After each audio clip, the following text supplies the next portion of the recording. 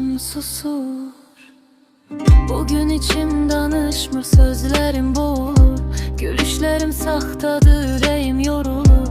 Küçələr boş değil ama mən təkəm. İnsanların içində itmiş bir nəfəsəm. Geceler uzanır, yuxular qaçır. Xatirələr gəlir, ürəyimi açır. Səni unutmaq istədim, alınmadı yenə. Adın dolaşır içimdə hər gecə, hər gün mənə. Mən yaxşı deyiləm, demirəm heç kimə. İçimdə qırılanlar qalıb dərinlərdə. Gülürəm üzümə dünyanın hər gün. Amma gecə düşəndə dağılır bütün.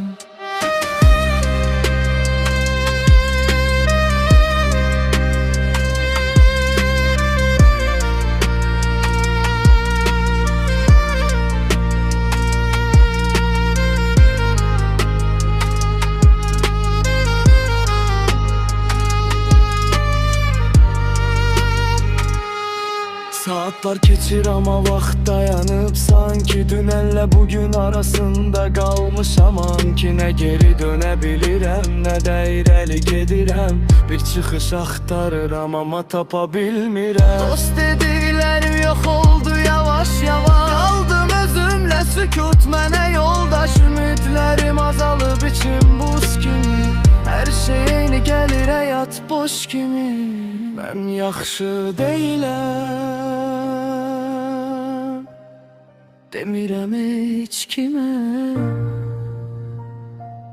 İçimdə qırılanlar qalıb dərinlərdə. Bəlkə bir gün düzələr, ya da mən öyrəşərəm.